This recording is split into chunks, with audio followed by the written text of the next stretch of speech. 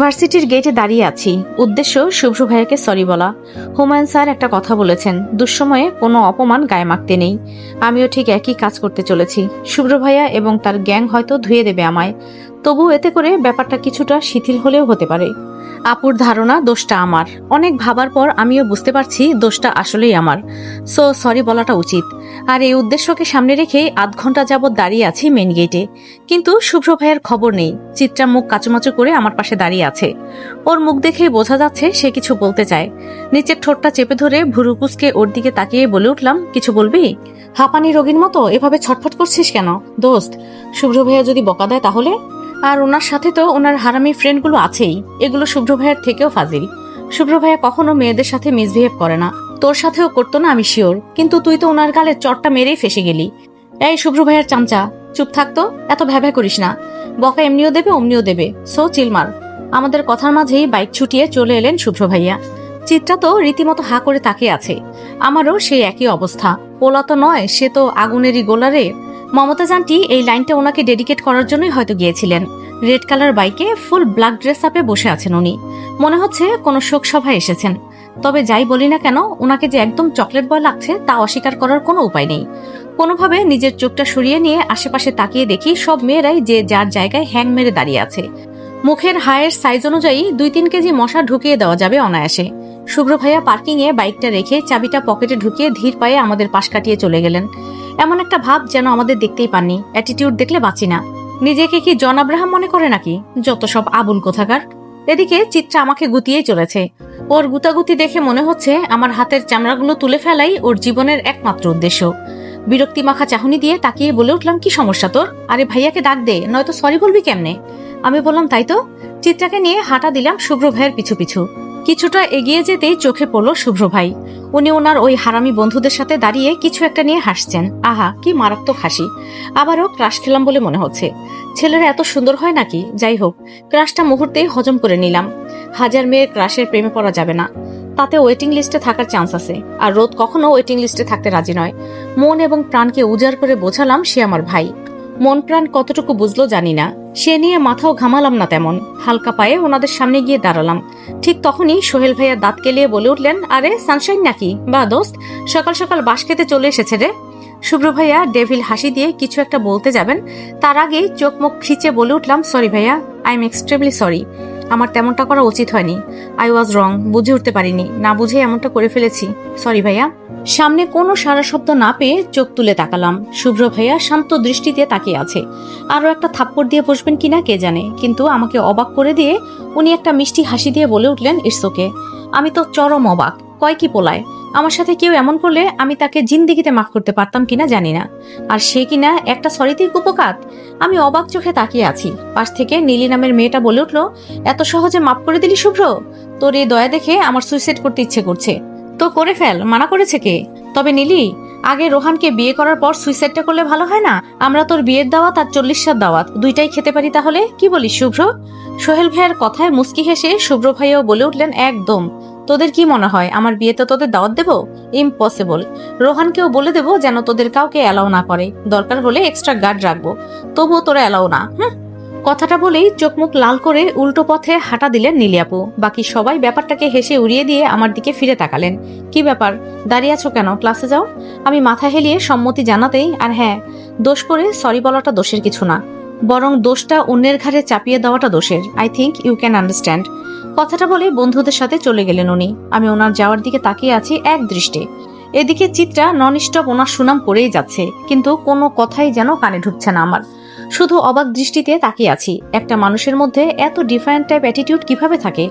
কাল যতটা রাগী শুভ্রকে দেখেছি, আজ ততটাই শান্ত শুভ্রকে চোখে পড়লো আমার। Just a strange person. Varsity লাইব্রেরিতে দাঁড়িয়ে বই দেখছি। হাজারো বইয়ের সমারোহ চারদিকে। তার মধ্যে থেকে একটা বই সিলেক্ট করলাম পড়বো বলে, কিন্তু হায় নিয়তি, বই ধরে এত টানছি বাট বইটা হাতে আসছে না। আজীব কারবার, কাহিনী কি?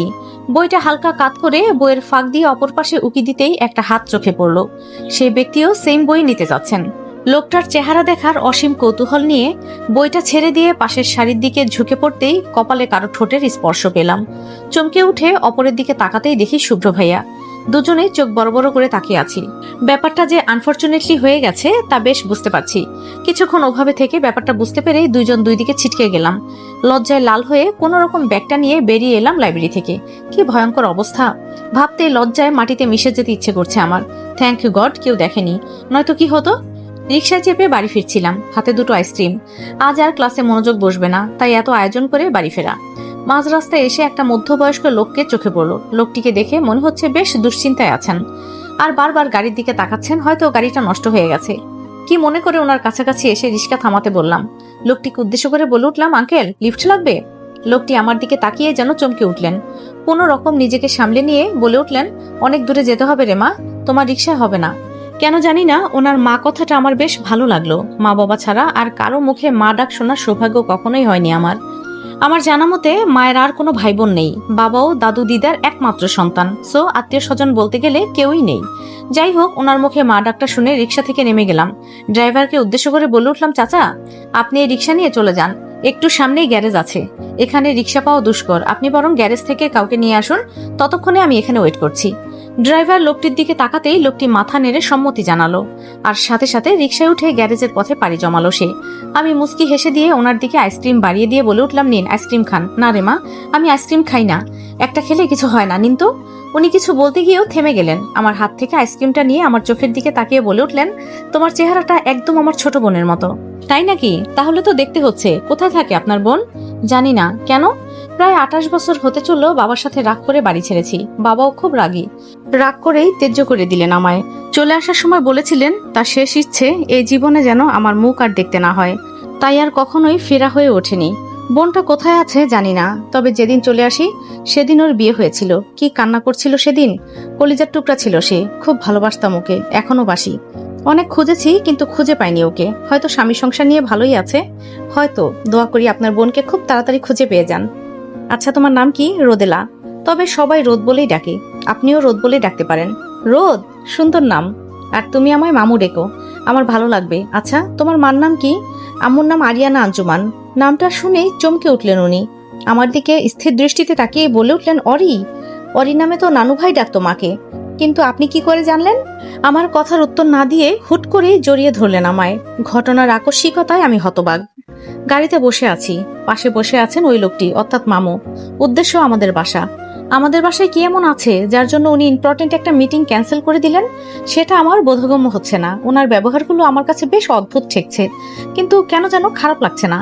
উনি এক হাতে আমাকে খুব শক্ত করে জড়িয়ে ধরে আছেন, যেন ছাড়লেই হারিয়ে যাব। আমার অস্বস্তি লাগার কথা। এমন একটা পরিস্থিতিতে যে কোনো মেয়েরই অস্বস্তি লাগবে বলে আমার ধারণা। 19 বছরের কোনো যুবতীকে কোনো অপরিচিত ভদ্রলোক জড়িয়ে ধরে বসে আছেন, তা নিঃসন্দেহে অস্বস্তিকর। কিন্তু আশ্চর্যের ব্যাপার হলো আমার অস্বস্তি লাগছে না। আমার কাছে মনে হচ্ছে এটাই স্বাভাবিক। ওনার জড়িয়ে ধরার মধ্যে অন্যরকম একটা স্নেহ খুঁজে পাচ্ছি, যেমনটা বাবার ছোঁয়ায় পাই। কিছুক্ষণ পর উনি নড়ে চড়ে বলে উঠলেন, রোদমা, তোকে তুই করে বলছি বলে রাগ করছিস? আমার রাগ করার উচিত হলেও কেন যেন এই মুহূর্তে রাগটা লাগছে না। আপনি আমায় তুই করে বলতে পারেন। আপনি কি রে? তুমি করে বল, নয়তো কেমন যেন পরপর লাগে। তুই জানিসও না তুই আমার জন্য কতটা ইম্পর্টেন্ট। আমি মামুর মুখের দিকে তীক্ষ্ণ দৃষ্টিতে তাকালাম। ওনার চোখ দুটো বলছে উনি সত্য বলছেন, কিন্তু এই অল্প সময়েই কেউ কারো কাছে ইম্পর্টেন্ট হয়ে যেতে পারে নাকি? আজব তো। উনি আমার দিকে তাকিয়ে মুচকি হেসে পকেট থেকে ওয়ালেটটা বের করে তার থেকে একটা পুরনো ফটো বের করে আমার সামনে ধরলেন। আমি ফটোটা হাতে নিয়ে একটু খেয়াল করে দেখেই অবাক হলাম। ওমা, এটা তো আমি। কিন্তু আমি বুঝতে পারছি এটা আমি না। মেয়েটার চেহারাটা ঠিক আমার মতো, কিন্তু স্টাইল আর ড্রেস আপ দেখে বোঝা যাচ্ছে ওটা আমি নই। অনেক বছর পুরনো একটা ছবি। আমি অবাক চোখে মামুর দিকে তাকাতেই উনি বলে উঠলেন, বুঝলি না তো, এটা তোর মা। তোর বয়সে ঠিক তোর মতোই ছিল। এটা যখন ওকে প্রথম দিন কলেজে ভর্তি করিয়ে দেই সেদিনকার ছবি। পাশেরটা তোর বাবা রাদিব আহমেদ। তুমি আমার বাবাকে চেনো? হ্যাঁ চিনি, আমার বন্ধু ছিল। অরিকে ভালোবাসতো। তোর মা বাবার লাভ ম্যারেজ হয় জানিস তো? বাবা অরির বিয়েটা অন্য জায়গায় ঠিক করে ফেলে। রাবিদ তখন মাত্র মাস্টার্স করছে, আর অরি অনার্স ফার্স্ট ইয়ারে। বেকার ছেলের কাছে বাবা মেয়েকে বিয়ে দিবে না। এদিকে অরি মুখ কালো করে বসে আছে। আর যাই হোক, আমি ওর মুখ ভার দেখতে পারতাম না কখনোই। ওর চোখের এক ফোঁটা জলেও আমার আত্মাটা ফেটে যেত। মা ছাড়া বোনটাকে ছোট থেকে বুকে আগলে রেখেছিলাম। এদিকে বন্ধু আমার মরমর অবস্থা। আমার বোনকে না পেলে সে দেবদাস হয়ে যাবে বলে ডিসিশন নিয়েছে, নয়তো হবে চিরকুমার। শেষমেশ বিয়ের দিন বরের গাড়ি রাস্তায় আসতেই কয়েকজন বন্ধু মিলে তাকে বেদরম পেটালাম। আমিও বেশ ব্যথা পেয়েছিলাম, কিন্তু তার তোয়াক্কা করিনি। আমার উদ্দেশ্য ছিল বিয়েটা লোকসম্মুখে কিছুটা সিনক্রিয়েট করে ভেঙে দেওয়া। তখন বাবার হাতে অন্য কোনো অপশন থাকবে না, মানসম্মান বাঁচাতে মেয়েকে যে কোনো ছেলের হাতে তুলে দিতে প্রস্তুত থাকবেন। আর প্ল্যানটা কাজেও লেগে গেল। তোর বাবার সাথে বিয়েটা সেদিনই হয়ে গেল। আমি জানতাম এত কিছুর পর বাবা আমাকে বাড়ি থেকে বের করে দেবেন। মানসিকভাবে আমি প্রস্তুতি নিয়ে রেখেছিলাম। বাবা বলেছিলেন আমি নাকি আমার বোনের সুখ চাই না, আমার জন্য আমার বোনটা নদীতে ভেসে গেল। সেদিন যদি বাবাকে বুকের শান্তিটা দেখাতে পারতাম। বিয়ের আগের দিন বোনটা আমার কান্নামাখা চোখে বলেছিল ভাইয়া, তাতেই বুঝেছিলাম ও কি চায়। বোনের সুখের কাছে আমার এসব ত্যাগ বড্ড ছোট।